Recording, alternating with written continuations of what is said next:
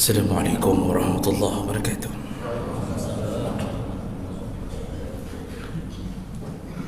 Alhamdulillahi rabbil alamin wa bi ni'matihi tatimmu as-salihat. Asyhadu an la ilaha illallah wahdahu la syarika lah wa asyhadu anna Muhammadan 'abduhu wa rasuluhul karim. Allahumma salli wa sallim على نبينا وسيدنا المصطفى محمد وعلى آله وأصحابه أجمعين أما بعد رب اشرح لي صدري ويسر لي أمري واحلل عقدة من لساني يفقهوا قولي. Segala puji bagi Allah, kemudian selawat dan salam kepada Rasulullah, pada keluarga dan seluruh sahabat-sahabatnya. Bapak Ibu jamaah salat subuh yang Allah muliakan, insyaAllah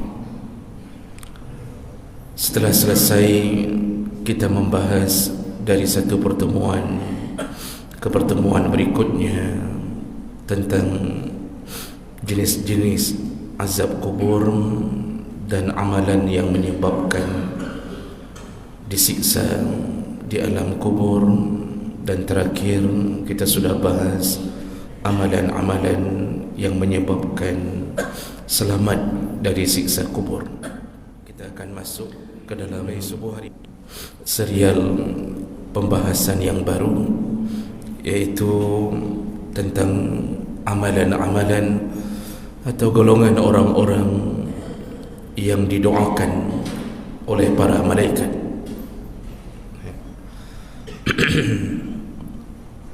Jemaah subuh yang Allah muliakan, salah satu makhluk Allah yang tidak pernah ditolak doanya oleh Allah adalah malaikat. Kalau malaikat berdoa, dijamin selain Allah dengar, pasti Allah kabulkan. Salah satu yang menyebabkan Allah mengabulkan doa para malaikat karena malaikat adalah makhluk yang tidak pernah melawan Allah dan selalu taat apapun yang disuruh oleh Allah. Allah menyebutkan la ya'suna Allah ma amarahum wa yaf'aluna ma yu'marun. Malaikat itu tidak pernah bermaksiat kepada Allah dan mereka selalu mengerjakan apa yang diperintahkan oleh Allah. Ini yang menyebabkan Allah kabulkan permintaan mereka, apapun yang mereka doakan. Dan mereka tidak mendoakan untuk dirinya sendiri, karena malaikat tidak dimasukkan ke dalam neraka Allah. Malaikat tidak akan masuk ke dalam azab apapun, maka tidak perlu mendoakan dirinya sendiri. Maka siapa yang didoakannya, yaitu hamba-hamba Allah dari Bani Adam. Karena malaikat ditugaskan salah satunya adalah mengawal kehidupan kita, mengiringi setiap langkah kita. Setiap bibir yang mengucapkan suatu kalimah, pasti malaikat mencatatnya. Ma yalfidhu min qawlin illa ladaihi raqibun atid. Pasti tercatat oleh raqib dan atid. Dan malaikat terus mendampingi hidup kita, sehari-hari kita, setiap detik di dalam pantauan malaikat, sampai akhirnya kita bertemu dengan malaikat maut, dan juga nanti kita akan bertemu dengan Munkar dan Nakir. Dan kita selanjutnya dibangkitkan di padang mahsyar di dalam awasan malaikat. Ketika masuk surga pun malaikatlah yang menjadi dayang-dayangnya kita. Jadi kita ini masuk surga pun masih didampingi oleh malaikat. Ketika masuk surga, kita tidak masuk begitu saja. Allah menyebutkan dalam akhir surat Al-Kahfi, innal ladzina amanu wa 'amilus shalihat kanat lahum jannatul firdausi nuzula Kata Allah, ketika seseorang beriman dan beramal saleh, maka dia akan masuk surga dalam keadaan nuzula. Nuzula, kalau kita buka tafsir, itu gaya bahasa Arab ketika ingin menyebutkan tentang penyambutan. Itu bahasanya nuzul. Jadi kalau tamu datang, apakah kita masuk surga lalu mencari rumah kita sendiri di surga? Tidak. Nuzula, disambut. Lebih hebat menyambut kita penduduk surga daripada menyambut presiden di dunia. Kita dilayani sehebat-hebatnya pelayanan, didampingi, lalu ditunjukkan mana rumah kita, dan setiap hari dibawakan makanan kepada kita. Apapun, walahum ma yadda'un, apapun yang mereka mau, kata Allah, maka dayang-dayang terus berputar-putar di sekeliling manusia yang masuk surga. Siapa mereka? Malaikat. Begitu juga yang masuk ke dalam neraka, mereka pun didampingi oleh kemarahan malaikat. Di sana ada malaikat Zabaniyah, Malik Zabaniyah, yang bermuka bengis, seram, kata Allah, menakutkan melihatnya. Jadi yang mau kita kasih tahu apa? Tidak lepas diri kita dari pengawasan dan dampingan malaikat. Makanya di dunia ini kita butuh doa malaikat untuk kita. Kalau mungkin doa kita tertolak oleh Allah karena kita mungkin sekali-sekali melakukan maksiat, ahli maksiat menjadi penyebab tertolaknya doa. Makanan haram yang kita makan, kita bawa pulang dari kantor, itulah yang membuat kita tercegah. Makbulnya doa kita tercegah dengan makanan haram. Sedangkan kita hari ini hampir merata tidak peduli dengan makan haram. Jadi oleh kerana itu kita butuh doa pada malaikat. Maka oleh kerana itu, Bapa dan Ibu yang Allah muliakan, untuk mengharapkan dan memohon-mohon agar malaikat mendoakan kita supaya Allah mengabulkan doa mereka, maka kita perlu tahu amalan apa saja, siapa saja yang akan mendapatkan doanya para malaikat. Dan ini panjang, bisa mencapai beberapa belas pertemuan ke depan, insya-Allah kita bahas satu persatu berdasarkan keterangan dari Allah dan Nabi sallallahu alaihi wasallam. Orang yang pertama yang didoakan oleh malaikat, dimohon ampun untuknya, yaitu orang-orang yang tidur dalam keadaan setelah bersuci. Orang-orang yang tidur setelah berwudu. Sederhana, hanya berwudu. Kadang-kadang ada amalan yang kita anggap remeh, tapi kita tidak pernah mampu melakukannya. Ketika kita mendengar amalan yang menyebabkan malaikat mendoakan kita berwudu sebelum solat, sebelum tidur, lalu kita menganggap itu kan kecil sekali, tapi Masya Allah, ada yang sudah puluhan tahun hidupnya tidak pernah mampu melaksanakan wudu sebelum tidur.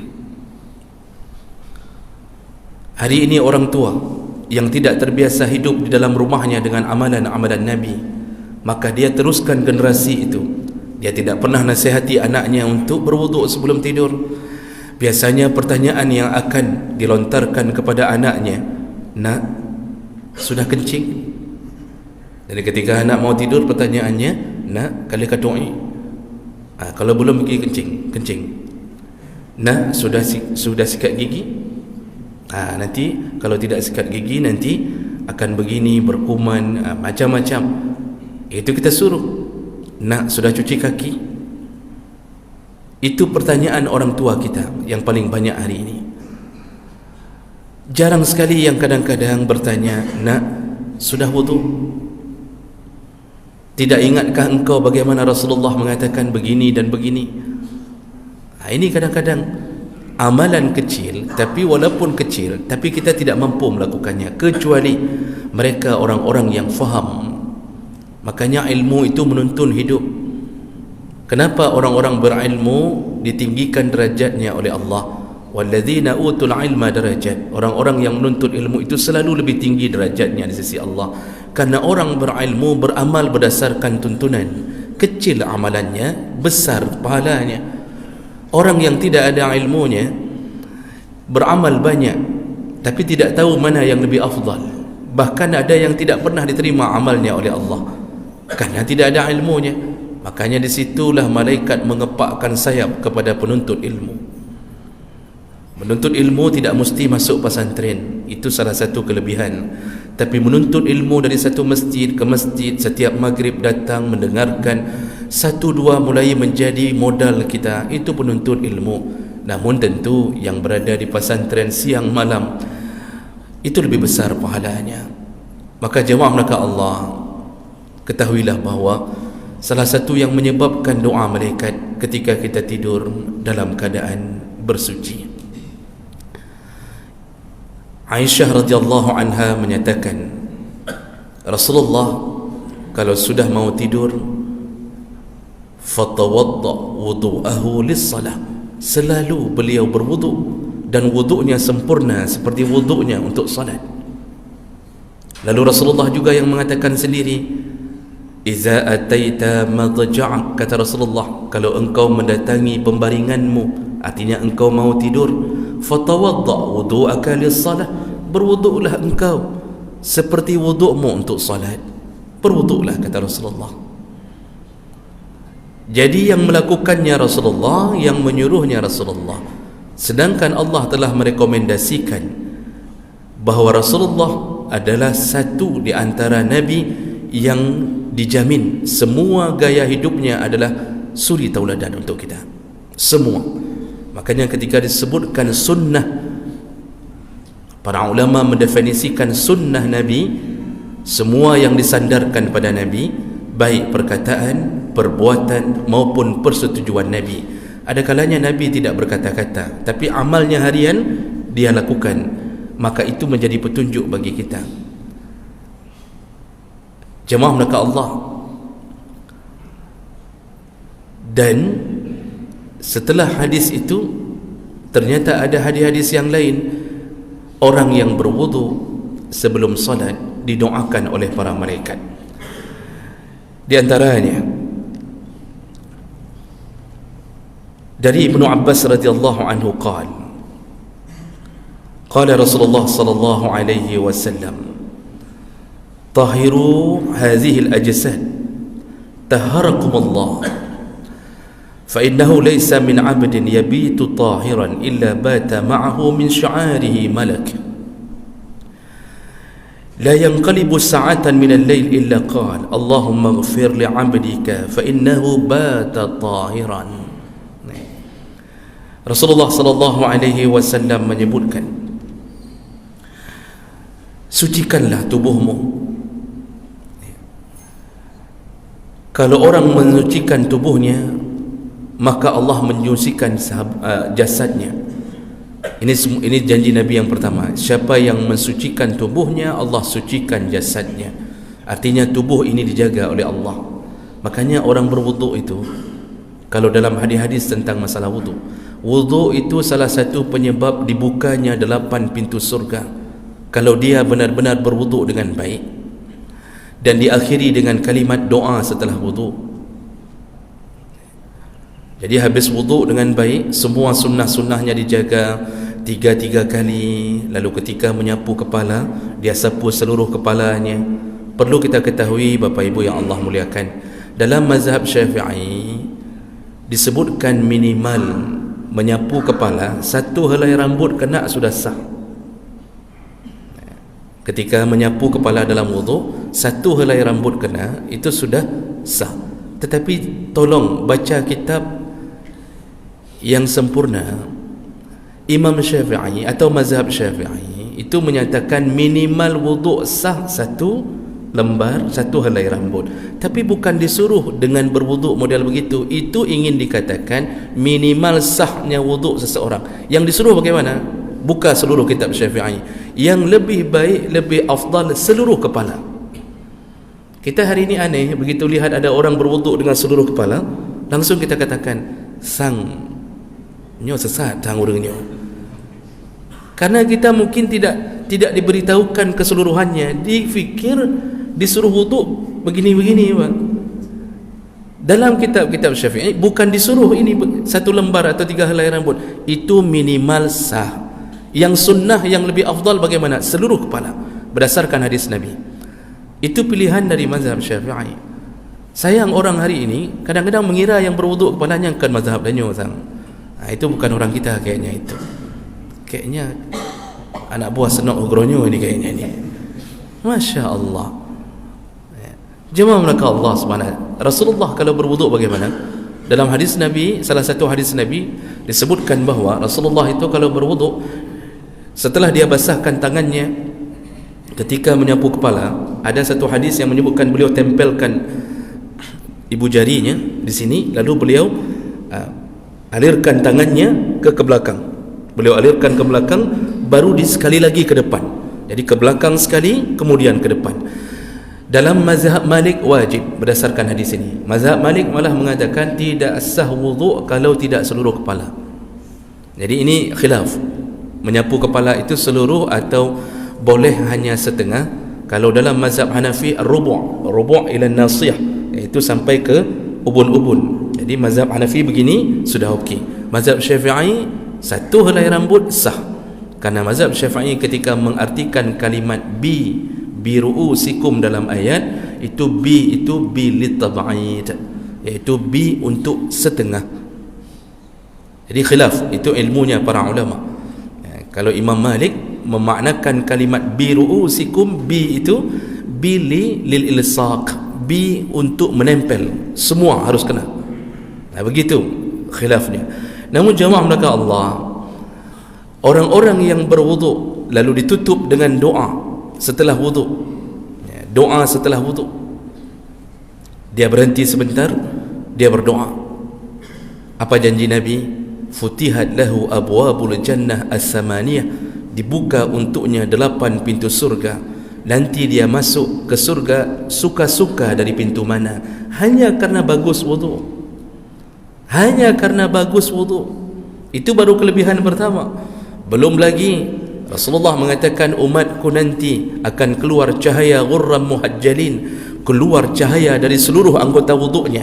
Jadi ditanya oleh sahabat, ya Rasulullah, kalau kami sahabatmu engkau kenal,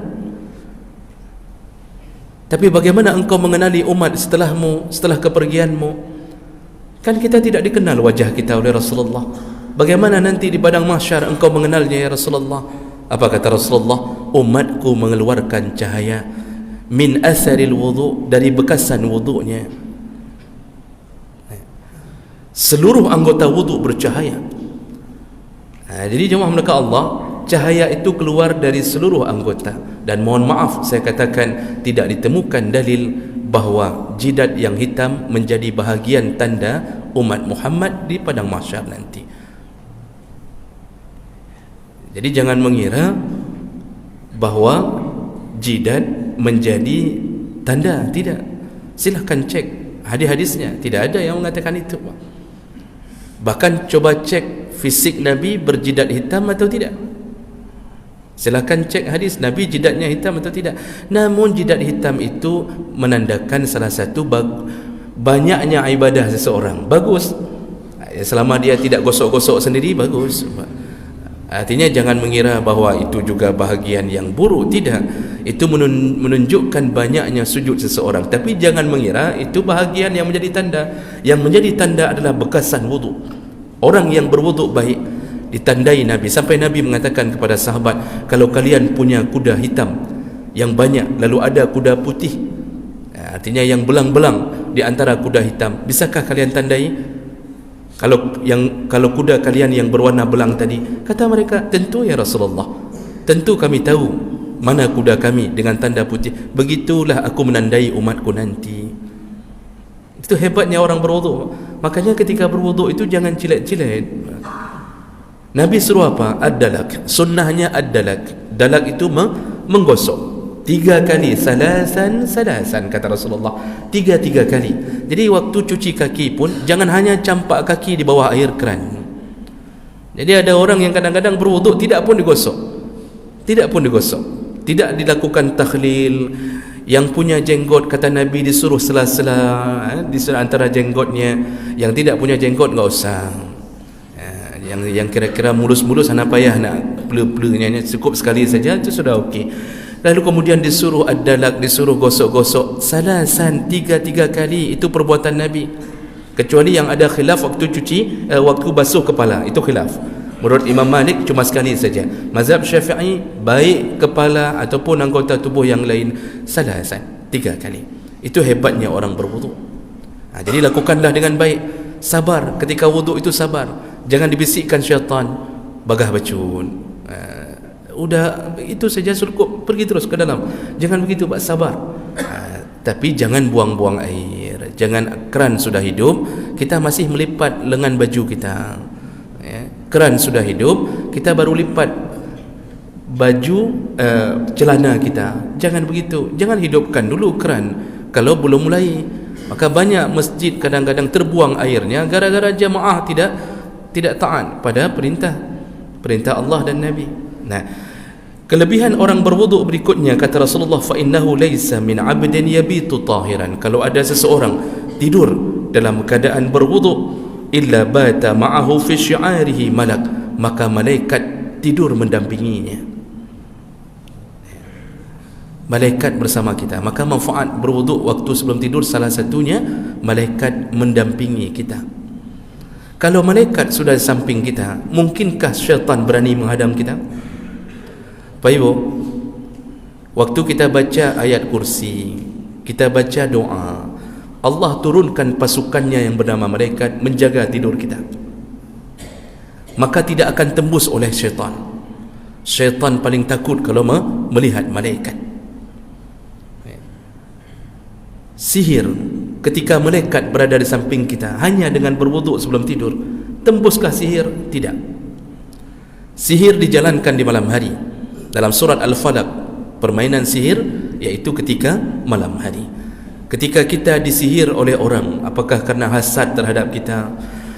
Ketika kita berwuduk sebelum tidur, salah satunya dijaga oleh malaikat. Malaikat menepis semua kemungkaran itu dengan izin Allah.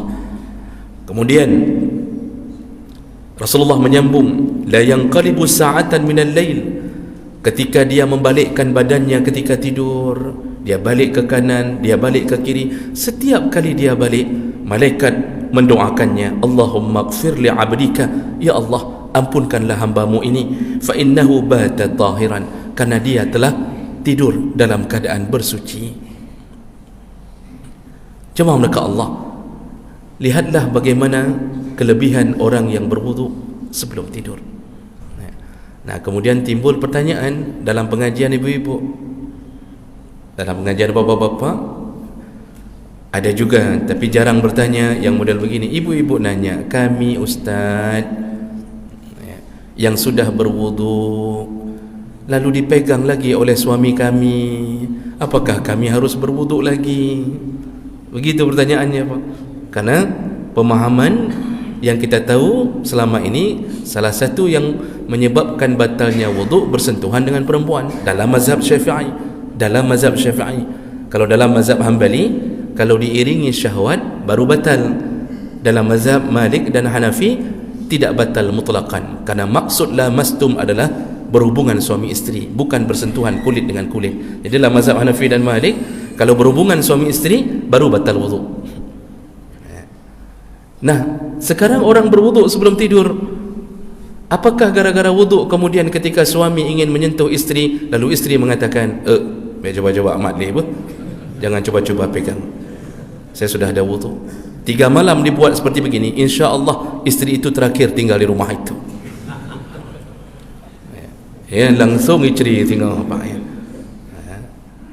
Apakah begitu? Nah, para ulama mensyarah, wuduk untuk tidur berbeda wuduk untuk salat. Wuduk untuk salat yang tidak boleh bersentuhan karena hubungannya dengan kesucian salat tadi. Itu yang dibicarakan dalam kitab tentang batal, tidak batal, bersentuhan dengan perempuan. Masalah wuduk dalam tidur, ketika mau tidur, itu yang penting lakukan saja wuduk, sudah dicatat pahala dan sudah datang malaikat. Batal tidak penting. Tidak penting. Yang tidak boleh disentuh. Tidak mengapa bersentuhan. Malah kalau kita baca adab-adab tidur, tidurnya suami isteri itu paling bagus memang berdekatan.